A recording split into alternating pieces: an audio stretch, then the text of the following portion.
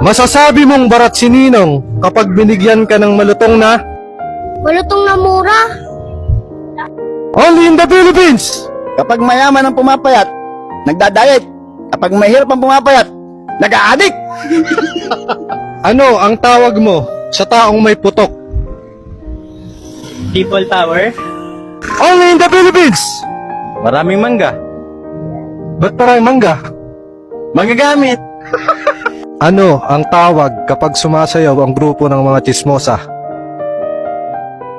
Dog show.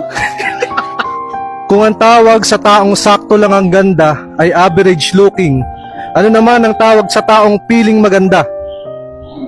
Expired?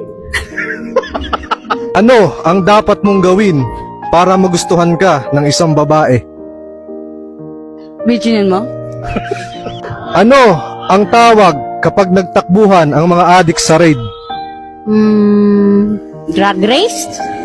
Only in the Philippines! Tambay, walang problema. May trabaho. Problemado. Bakit ganon?